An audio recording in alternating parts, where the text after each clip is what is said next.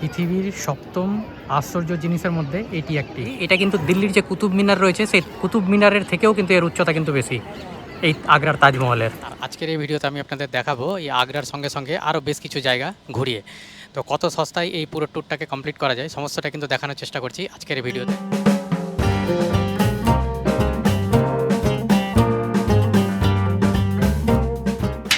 এটাই হচ্ছে হজরত নিজামুদ্দিন স্টেশন। এখান থেকে এখন আমি আগ্রার উদ্দেশ্যে রওনা দিচ্ছি। এই 22-868 হামসফর এক্সপ্রেসে করে আমি নিজামুদ্দিন থেকে এখন চলে যাচ্ছি আগ্রা ক্যান্টনমেন্ট অবধি। 11টা বেজে 30 মিনিট। আর আজকে 23শে মে। আজকে আমি এই হজরত নিজামুদ্দিন স্টেশন থেকে ছেড়ে এখন সরাসরি চলে যাচ্ছি আগ্রা ক্যান্টনমেন্টে। তারপরে সেখান থেকে নেমে আজকে বেশ কিছু জায়গা ঘুরে দেখব। আগ্রা, মথুরা, সঙ্গে সঙ্গে বৃন্দাবন, দেখা যায় কতটা কি ঘুরে দেখা যায় সমস্তটা আপনার সঙ্গে শেয়ার করব। আর এই ট্রেনে আমি কারেন্ট রিজার্ভেশনে আমি সিট বুকিং করেছি। দুটো আমার লোয়ার বার্থ, একটা আপার বার্থ পড়েছে। চাইলে আপনারাও যদি মনে করছেন যে সিমলা মানালি ঘুরে নিয়ে এসে আপনারা এই আগ্রা এবং মথুরা বৃন্দাবনকেও ঘুরে দেখবেন, সেক্ষেত্রে আপনারা কিন্তু ঘুরে দেখতে পারেন। আমি আজকে সকালবেলায় ভলভো বাসে নেমেছি। কাশ্মীরি গেটের জাস্ট কাছাকাছি জায়গাতেই যে সমস্ত ভলভো বাসগুলো নামায় সেই জায়গাতে আমিও নেমেছিলাম। নেমে প্রথমত আমি গেছিলাম আনন্দ বিহারে, কিন্তু আনন্দ বিহারে কোনো কারণবশত আমি টিকিট বুক করতে পারিনি, যার ফলে আবার আমাকে আসতে হয়েছে নিজামুদ্দিনে। এবং একটা জিনিস আপনারা মাথায় রাখবেন, যখন আপনারা মানালি থেকে আসবেন সেই সময়টাতে আপনারা খেয়াল রাখবেন যে আপনাদের বাসের মানে যে টাইমিং থাকবে সেখান থেকে ট্রেনের টাইমিং অন্তত 2 ঘন্টা আপনারা কিন্তু গ্যাপ রাখার চেষ্টা করবেন। কারণ বাসের কথা বুঝতে পারছেন, রাস্তাঘাটে অনেক সময় লেট হলেও হতে পারে, সেক্ষেত্রে আপনাদের ট্রেন মিস হয়ে যাওয়ার সম্ভাবনা থাকবে। এই ট্রেনের এইখানে ছেড়ে যাওয়ার রাইট টাইম হচ্ছে 11টা বেজে 25 মিনিট। 11টা বেজে 33 মিনিটে আমাদের এই ট্রেন ছেড়ে বেরোলো এই নিজামুদ্দিন স্টেশন থেকে। একদিনেও আপনারা মনে করলে এরকম বৃন্দাবন, মথুরা, আগ্রা এই সমস্ত জায়গাগুলো আপনারা কিন্তু ঘুরে দেখে নিতে পারেন। নিজামুদ্দিন থেকে ছাড়ার পর আমাদের ট্রেন 133 কিলোমিটার পথ অতিক্রম করে এই মুহূর্তে মথুরা জংশনে এসে পৌঁছেছে। দেখুন, এটাই হচ্ছে মথুরা জংশন। ট্রেন মোটামুটি 17 মিনিট লেট করে পৌঁছলো মথুরা জংশন স্টেশনে। এই দেখুন মথুরা। এই আগ্রাটা পরে হচ্ছে দেখুন সাউথ ইস্ট সেন্ট্রাল রেলওয়ের আন্ডারে, লেখাও রয়েছে চাদরের মধ্যে। আর ট্রেন ছুটে চলেছে তার নিজস্ব গতিতে। 2টা বেজে 14 মিনিটে পৌঁছলাম এই আগ্রা ক্যান্টনমেন্ট স্টেশনে। দেখতেই পাচ্ছেন ঘড়িতে 2টা বেজে 14 মিনিট। আর এই স্টেশনে পৌঁছানোর কথা ছিল 1টা বেজে 55 মিনিটে। মানে অ্যাকচুয়ালি কতক্ষণ লেট করে পৌঁছালাম তা আপনাদেরকে দেখালাম। ফাইনালি আমাদের ট্রেন পৌঁছে গেল 187 কিলোমিটার পথ অতিক্রম করে আগ্রা ক্যান্টনমেন্ট স্টেশনে।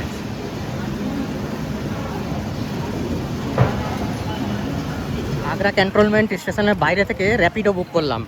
59 টাকা ভাড়া নিল আগ্রা ক্যান্টনমেন্ট থেকে আগ্রা ফোর্ট অবধি। এ দেখুন, চাইলে আপনারা এইভাবে করে আপনারাও র্যাপিডো বুক করে নিতে পারেন। আর রওনা দিলাম এরকম ই রিক্সাতে করে। এখানকার এন্ট্রি টিকিট পার ইন্ডিয়ানদের জন্য দেখুন একটা 10 টাকার করে টিকিট হয়। আমরা যেহেতু 3 জন এসেছি ওই জন্য এটা। আর এখানে লাগে হচ্ছে 40 টাকা, মানে দুটো মিলিয়ে অ্যাকচুয়ালি 50 টাকা করে লাগে। তো টিকিটটা আপনাদের সঙ্গে শেয়ার করলাম। টিকিট কাউন্টারটা রয়েছে এই যে আপনারা যে দেখতে পাচ্ছেন টিকিট কাউন্টার, এর জাস্ট পাশেই রয়েছে এই আগ্রা ফোর্টের মেন গেট। এরকম ধরনের বোর্ড লাগানো রয়েছে দেখুন, আচ্ছা বোর্ড। এর ভেতরে আপনারা কী কী নিয়ে যেতে পারবেন না তা হচ্ছে এখানে রয়েছে। এই হচ্ছে আগ্রা ফোর্টের মেন গেট। আর এই গেটের এই যে জায়গাটা দেখছেন এটা সেই সময়টার জন্য সেফটি হিসাবে এটাকে ইউজ করা হতো। কারণ এটা দেখুন এই যে শিকল বাঁধা রয়েছে, দুই দিকে রয়েছে শিকল। এই শিকলটা উঠে গেলে এই গেটটা কিন্তু বন্ধ হয়ে যেত, মানে সিকিউরিটির জন্য কিন্তু এই জায়গাটা সেই সময়ের জন্য করা হয়েছিল। আর সামনে দেখুন এই যে কাঠের সেই গেট, সেই সময়ের সেই কাঠের গেট। এর ভেতরে আপনারা কোনো রকম বড় লাগেজ কিংবা ট্রাইপড এই ধরনের জিনিস আপনারা নিয়ে যেতে পারবেন না, তবে ক্যামেরা, মোবাইল এই সমস্ত জিনিস নিয়ে যেতে পারবেন। এবং জল টলও কিন্তু নিয়ে যাওয়া যায়। ভেতরে প্রবেশ করবেন, এটা কিন্তু কিছুটা গোল মতো বানানো রয়েছে। কিসের জন্য? যে শত্রুরা সেই সময় যদি আক্রমণ করতে আসতো এটা দিয়ে, তবে এখান থেকে সরাসরি আসতে পারবে না, ওদেরকে কিছুটা ঘুরে নিয়ে আসতে হবে। সেই ক্ষেত্রে সে হাতি, ঘোড়া যাই নিয়ে আসুক না কেন, ভেতর প্রবেশ করতে গেলে ওদের রেসটা কিছুটা কমে যাবে। আক্রমণের ক্ষেত্রে ওরা কিন্তু অতটা কিন্তু জোর পাবে না, তার জন্য হচ্ছে এইভাবে করে করা।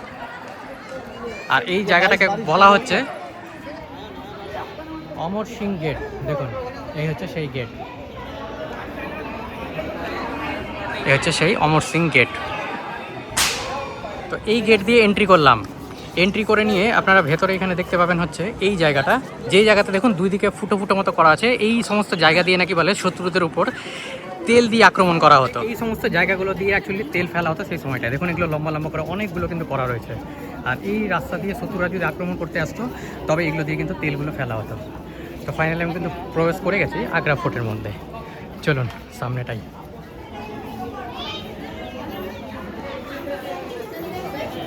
চলুন এরপর ধীরে ধীরে আরও সামনের দিকে যাওয়া যাক।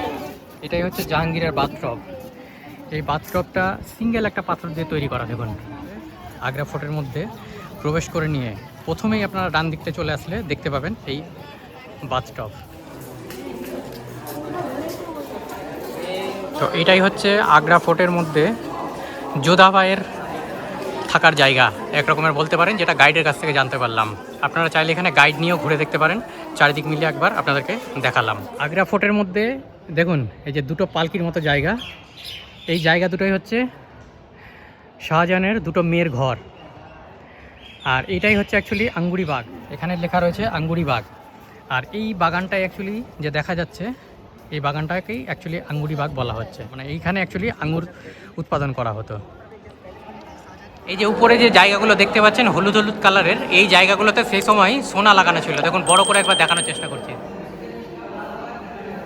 তো শোনা গেল এখানকার গাইডদের মুখ থেকে যে এই জায়গাগুলোতে ইংরেজরা তাদের সময়ে এই সমস্ত জায়গা থেকে সোনাগুলোকে অ্যাকচুয়ালি তুলে নিয়েছিল। আর এই জায়গা থেকে আপনারা কিন্তু সামনেই দেখতে পেয়ে যাবেন তাজমহলকে। চলুন একবার দেখানোর চেষ্টা করছি। ওই দেখুন তাজমহল দেখা যাচ্ছে এই জায়গা থেকেই। এই হচ্ছে শাহজাহানের দুটো মেয়ের মধ্যে একটা মেয়ের জাহানারার থাকার সে সময়ের ঘর, দেখতেই পাচ্ছেন। এইদিকে এক মেয়ের আর এক মেয়ের রয়েছে এর ওই পাশটাতে, আর সামনে ওদিকটাতে রয়েছে শাহজাহানের জেল। জেলটা ঠিক কীরকম ছিল সেটা এবার আপনাদের দেখাবো। আর এই সামনেটা থেকে দেখুন তাজমহলকে কিন্তু দেখা যায়। দেখুন সামনে থেকেই তাজমহলকে দেখা যায়। চলুন এরপরে গিয়ে আপনাদের এবার জেলটা গিয়ে দেখাই। এই জায়গাটাকে অ্যাকচুয়ালি বলা হতো সেই সময়ের শাহজাহানের নাকি বলে এটি জেল ছিল। দেখুন এ হচ্ছে শাহজাহানের জেল, আর এর ঠিক সামনে দিয়েই দেখা যেত তাজমহলকে, যেটা আজকের দিনেও দেখা যায়। তো এই হচ্ছে শাহজাহানের শেষ সময়ের জেল। শেষ সময় শাহজাহান এই জায়গাতেই অ্যাকচুয়ালি বন্দী ছিলেন।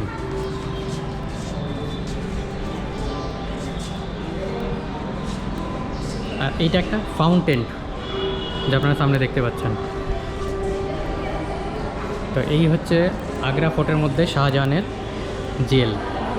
এর ভেতরে উঠা বারণ রয়েছে, সেটা এখানে লেখাও রয়েছে। দেখুন এই হচ্ছে শীষমহল, পুরো মনে হচ্ছে যে ভেতরে গোল্ড লাগানো আছে চারিদিক মিলিয়ে।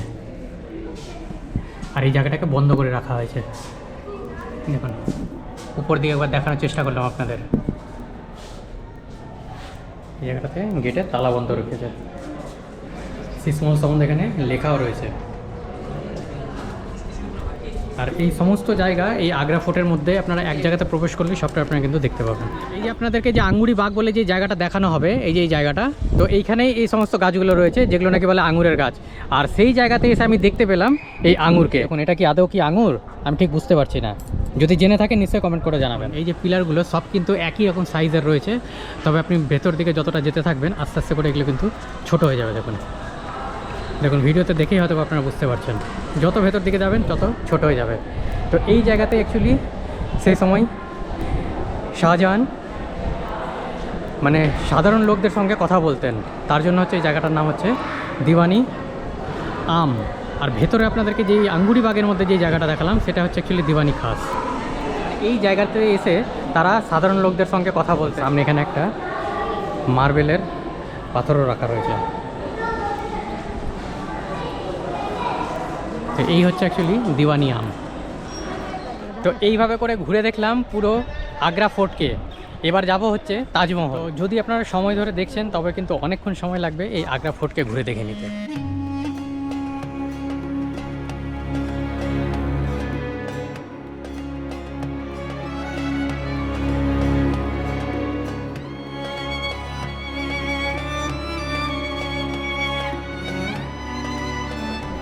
তাই গাইড ছাড়া যদি আপনারা মনে করছেন যে আগ্রা ফোর্টকে ঘুরে দেখবেন, আপনারা কিন্তু ঘুরে দেখতে পারেন। এখানে সমস্ত জায়গাতে কিন্তু নাম লেখা রয়েছে যে কোনটা অ্যাকচুয়ালি কী, তা আপনাদের অলরেডি ভিডিওতে জানিয়েছি। তো এইভাবে করে আপনারা ঘুরে দেখে নিতে পারেন পুরো আগ্রা ফোর্টকে। আর গরমের যদি কথা বলেন, আজকের দিনে মারাত্মক গরম রয়েছে এই জায়গায়। যদিও বা একটু আগে একটু মেঘলা মেঘলা হয়েছে বলে কিছুটা ঠান্ডা ঠান্ডা হাওয়া দিচ্ছে, তবে আমার রিকোয়েস্ট আপনারা এই সময় আসবেন না, প্রচণ্ড গরম রয়েছে। তবে পর্যটকের কিন্তু এতটুকু কিন্তু কোনো কমই আমি দেখছি না, প্রচুর পর্যটক এসছে আজকের দিনেও এই আগ্রা ফোর্টকে ঘুরে দেখে নেওয়ার জন্য। হয়তো আমার পেছন থেকে দেখে বুঝতেও পারছেন। তো এখন যাচ্ছি আমি এর পরের স্পট, মানে আগ্রার মেন যেটা দেখার জায়গা সেটা হচ্ছে তাজমহল। তো ঠিক আছে, চলুন যাওয়া যাক। আর আমি এই সমস্ত জায়গাটাই আমি কিন্তু একটা একটা করে টোটো কিংবা অটো এগুলো রিজার্ভ মানে ভাড়া নিয়ে নিয়ে আমি ঘুরে দেখছি, কত সস্তায় ঘুরছি সমস্তটাই কিন্তু আপনাদের সঙ্গে শেয়ার করব ট্যুর প্ল্যানে। তখন আপনারা কিন্তু সেটা জানতে পারবেন। আগ্রা ফোর্টের কাছে এইভাবে করে জল দিয়ে জায়গাটাকে ঠান্ডা করা হচ্ছে। এই যে আগ্রা ফোর্টের ঠিক সামনেটাতেই জল দিয়ে জায়গাটাকে শীতল করার চেষ্টা করা হচ্ছে। দেখুন জল দেওয়া হচ্ছে। আর মেন রোড দিয়ে ওই যে গাড়িটা রাখা আছে দেখতে পাচ্ছেন, ওই দিক দিয়ে ভেতরে ঢুকলে হচ্ছে টিকিট কাউন্টার। তাছাড়া আপনারা যদি মনে করছেন যে এই যে মেন গেট যে রয়েছে, মেন গেটের এদিক দিয়ে ঢুকবেন, সেক্ষেত্রে আপনারা কিন্তু টিকিট কাউন্টার কিংবা লাগেজ রাখার জায়গা আপনারা কিন্তু পেয়ে যাবেন। এই সামনেটাতে রয়েছে লাগেজ রাখা, এখানে ফ্রি রয়েছে, কিন্তু বড় ব্যাগ যদি আপনারা নিয়ে যাবেন সেক্ষেত্রে আপনাদের কাছে কিন্তু বাড়তি পয়সা চার্জ করতে পারে, যদিও বা দেওয়া উচিত না। আমি আমার ব্যাগ রাখতে গেছি, সেক্ষেত্রে আমার কাছে কিন্তু পয়সা চার্জ করেছে। আর টিকিট কাউন্টারের কি রেট রয়েছে, ভেতরে এন্ট্রি টিকিট, তা তো অলরেডি আপনাদেরকে দেখিয়েছি। এই যে পেছন দিকে যে লোকজন দেখছেন, এরকম ধরনের বেশ কিছু দালাল রয়েছে এখানে। এই সমস্ত লোকেদের কাছ থেকে কিন্তু সাবধানে থাকবেন। আপনারা চেষ্টা করবেন সবসময় র্যাপিডো বুক করে নিতে। র্যাপিডো বুক করলে অনেক কম পয়সায় ঘুরে দেখবেন। এখানে চারিদিকে অনেক অটো টোটো রয়েছে যারা কিন্তু এরকম ধরনের রেট করবে, আপনাদেরকে বিরক্ত করবে। আমি র্যাপিডো বুক করলাম, মোটামুটি এখান থেকে 45 টাকা মতো ভাড়া বলছে ই রিক্সা। দেখুন এরপরে সরাসরি এখন আমি চলে যাচ্ছি তাজমহলে। এখন 4টা বেজে 2 মিনিট দাঁড়িয়ে রয়েছি আমি এখন এই আগ্রা ফোর্টের টিকিট কাউন্টারের কাছে।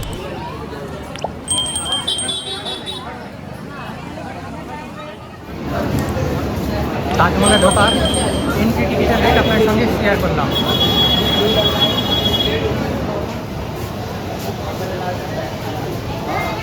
রয়েছে এই টিকিট কাউন্টারে জাস্ট পাশেই হচ্ছে এই ক্লক রুম, যেখানে ফ্রিতে আপনারা রাখতে পারবেন। এটা হচ্ছে তাজমহলে ঢোকার এন্ট্রি গেট, ঠিক আছে। আর এর পাশে এসে আপনারা এই গেটকে দেখতে পাবেন। এই গেটের মধ্যে দেখুন মাথার উপরে টোটাল 11খানা গম্বুজের মতো রয়েছে। তো এই দিকটাতে 11টা রয়েছে, উল্টো দিকে রয়েছে 11টা, ওই দিকটা আপনাদের দেখাবো। এই 11, 11, 22 মানে 22 বছর যে তাজমহল বানাতে লেগেছিল তারই প্রমাণ হিসাবে এই গম্বুজগুলো করা আছে 11টা করে। এটা এখানকার গাইডদের মুখের কথা। আর এই যে চারি সাইডের যে ঘরগুলো আপনারা দেখতে পাচ্ছেন, এই ঘরগুলো হচ্ছে সেই সময়ের যে 22,000 যে শ্রমিক সেই সময় যে কাজ করেছিল, তারা এই সমস্ত ঘরগুলোর মধ্যে সেই সময়টাতে থাকতো। এটা এখানকার গাইডরা বলে থাকে।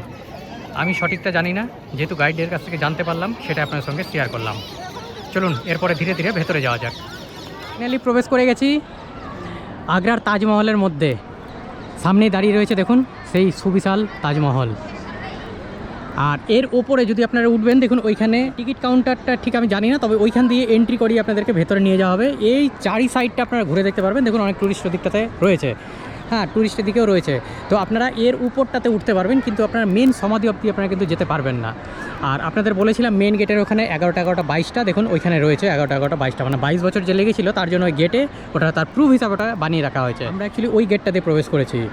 এখানকার গাইডদের কথা অনুযায়ী যে এই গেটটা অ্যাকচুয়ালি পেছন দিক, আর সামনের দিকের গেট হচ্ছে অ্যাকচুয়ালি এই সামনের দিকের গেটটা, যেখানে যমুনা নদী রয়েছে। যমুনা নদীর এই দিক দিয়ে নাকি বলে সেই সময় শাহজাহান আসতো বলে এই দিকটা ফ্রন্ট গেট ছিল। পরবর্তীতে ওনার মারা যাওয়ার পরে পেছনের গেটটাকে করে দেওয়া হয়েছিল ফ্রন্ট গেট, যেটা দিয়ে এখন সমস্ত ট্যুরিস্টরা আসে। এটা কিছুটা হলেও হতে পারে, তার কারণ হচ্ছে দেখুন মেন একটা স্থাপত্যের মধ্যে প্রবেশ করার সময় আমরা যে দেখছি পেছন দিকে, মানে যে দিক দিয়ে এন্ট্রি করছি সেদিকে রয়েছে নাকি বলে এখানে 22,000 সেই শ্রমিকের সেই ঘর। তো অ্যাকচুয়ালি মেন স্থাপত্যর কাছে যাওয়ার সময় নিশ্চয়ই এরকম শ্রমিকদের নিশ্চয়ই ঘর থাকবে না। তাই এটা আমারও হয়তো বা মনে হয়েছে যে এটা কিছুটা সত্যি হলেও হতে পারে। আমি এটার কিন্তু কোনো সত্যতা আমি কোথাও থেকে পাইনি, যেমনটা আমার মনে হয়েছে সেটা আপনার সঙ্গে শেয়ার করলাম। তার জন্য আমার মনে হচ্ছে যে এই তাজমহলের পেছন দিকটা হয়তোবা যে জায়গা দিয়ে আমি এন্ট্রি করলাম, মানে যে গেট দিয়ে, সেই গেটটা হয়তোবা ব্যাক গেট ছিল। তো এই হচ্ছে তাজমহল যা আপনাদেরকে দেখালাম। পৃথিবীর 7ম আশ্চর্য জিনিসের মধ্যে এটি একটি, এই তাজমহল। আর এর উচ্চতা হয়তো আপনাদের মধ্যে অনেকেরই জানা আছে, আবার অনেকের জানা নেই। তাদের উদ্দেশ্যে বলে রাখি, এটা কিন্তু দিল্লির যে কুতুব মিনার রয়েছে সেই কুতুব মিনারের থেকেও কিন্তু এর উচ্চতা কিন্তু বেশি এই আগ্রার তাজমহলের, যেটা কিনা আপনারা যেদিক দিয়ে দেখবেন না কেন একই রকম দেখতে লাগবে। আর এই তাজমহল যে আপনারা দেখছেন এটা কিন্তু অ্যাকচুয়ালি যমুনা নদীর ধারে অবস্থিত। দেখুন এই হচ্ছে যমুনা নদী, আর ঠিক ওই দিকটাতেই রয়েছে মেহতাব বাগ। যে আপনারা জালিগুলো যে দেখতে পাবেন, সেই জালিগুলোর মধ্যে এইরকম ধরনের কিছু দেখতে পাবেন এই তাজমহলের মধ্যে। পুরো তাজমহল জুড়ে দেখুন, পুরো তাজমহলের অনেকটা অংশতে রয়েছে এইরকম ধরনের জালি। এই জালিগুলোর ভেতরে দেখলে এরকম ধরনটা আপনারা দেখতে পাবেন। তাজমহলের দুই সাইডে এইরকম ধরনের তাজমহলের মতো যে গম্বুজগুলো কিংবা যে ঘরগুলো বানানো রয়েছে, আপনাদের মধ্যে কাদের কাদের জানা আছে কমেন্টস করে জানাবেন যে এই জায়গাগুলো অ্যাকচুয়ালি কী। আর এটা আপনারা এই তাজমহলের একটা ডান দিকে এবং একটা বাম দিকে, দুই দিকে আপনারা দেখতে পাবেন। পিলারগুলো দেখুন একবার কাছে থেকে দেখানোর চেষ্টা করছি, যেটা বাইরের দিকে হেলে আছে। ওই জায়গাটা অ্যাকচুয়ালি হচ্ছে মেহতাব বাগ, যেখানে নাকি বলে শাহজাহান তার দ্বিতীয় তাজমহল তৈরি করতে চেয়েছিলেন। এরপরে আমি 12279 তাজ এক্সপ্রেসে করে আগ্রা ক্যান্টনমেন্ট থেকে আর রওনা দিয়েছিলাম মথুরা জংশনের উদ্দেশ্যে। এই আগ্রা ক্যান্টনমেন্ট থেকে মথুরার ডিস্টেন্স হচ্ছে টোটাল 53 কিলোমিটার। আর এই ট্রেনের পৌঁছানোর কথা হচ্ছে 7টার সময়, কিন্তু ট্রেন এখন অবধি লেট চলছে। তবে ট্রেনের একবার স্পিড দেখুন, ট্রেন 10 মিনিট এখন অবধি ডিলে চলছে। 7টার সময় পৌঁছানোর কথা ছিল, সম্ভবত 7টা 10-এর দিকে গিয়ে পৌঁছাবে। আর এখনও কিন্তু বাইরে দিনের আলো রয়েছে, এই দেখুন দেখানোর চেষ্টা করছি।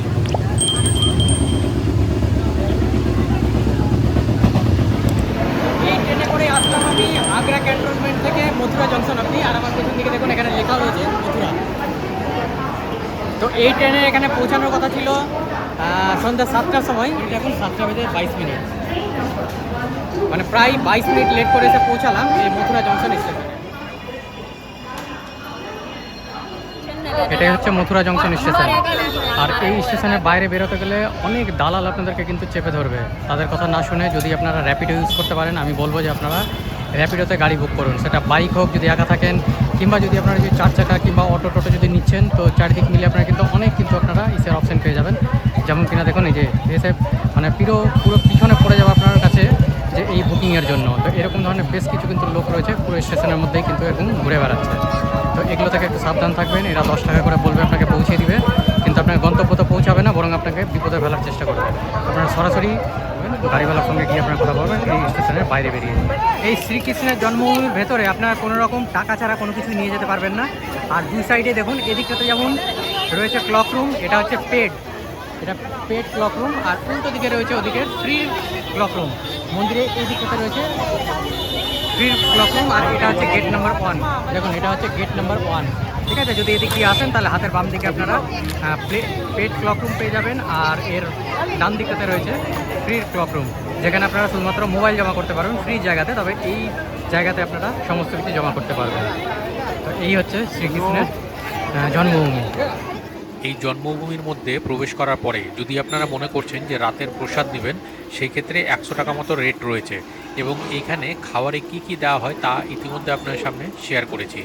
এইখানকার সমস্ত খাবার আনলিমিটেড, আপনি প্রতিটা খাবার রিপিট নিতে পারেন বারবার, তবে কোনো রকম কিছু নষ্ট করা যাবে না। এই জন্মভূমির প্রসাদ গ্রহণ করার পরে এরপরে আমি সরাসরি চলে গেছিলাম বৃন্দাবনে, এবং বৃন্দাবনে গিয়ে আমি নাইট স্টে করেছিলাম। এই মুহূর্তে দর্শন করে বেরোলাম, নিধিবন থেকে দর্শন করে এখন বেরোচ্ছি। চলুন এরপরে আরও কী কী দেখানো যায় তা আপনাদের দেখাচ্ছি। তবে এখানে আমার কাছে সময় যেহেতু কম বলে আমি অত ভালো করে কোনো কিছু আপনাদেরকে দেখাতে পারছি না। আপনারা আসলে টোটোতে, অটোতে কিংবা পায়ে হেঁটে আপনারা ঘুরে দেখে নিতে পারেন। এই নিধিবনে এসে আপনারা এগুলোরও কিন্তু দর্শন পাবেন। বৃন্দাবনে দ্বিতীয় দিনের সকালবেলায় হোটেল থেকে চেক আউট করে নিয়ে বেরিয়ে পড়েছিলাম। বেরিয়ে নিয়ে 2-3টে মন্দিরের দর্শন করে নিয়ে সরাসরি দিল্লির উদ্দেশ্যে রওনা দিয়েছিলাম। আর চলে যেতে হয়েছিল প্রথমত বৃন্দাবন থেকে মথুরা জংশন স্টেশন অবধি। যেহেতু বৃন্দাবনে কোনো রেলওয়ে স্টেশন নেই, যার জন্য আবার আমাকে বৃন্দাবন থেকে মথুরা অবধি যেতে হয়েছিল। এরপরে পৌঁছে গেলাম শ্রী রঙ্গনাথজি মন্দিরের মধ্যে, দেখুন লেখা রয়েছে। আর আপনারা এই অবধি মোটামুটি ই রিক্সাও পেয়ে যাবেন। দেখুন এটাই হচ্ছে রঙ্গনাথ মন্দিরের প্রবেশদ্বার। বিশাল বড় জায়গা জুড়ে এই রঙ্গনাথ মন্দির।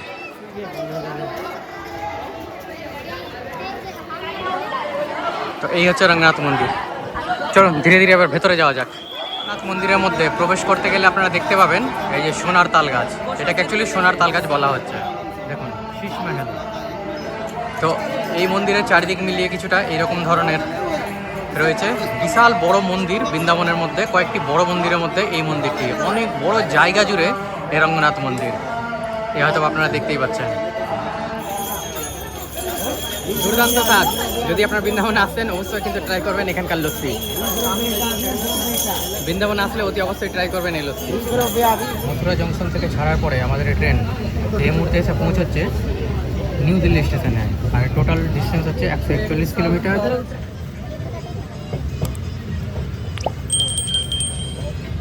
12615 এই ট্রেনে করে আসলাম আমি মথুরা জংশন থেকে নিউ দিল্লি স্টেশন অবধি।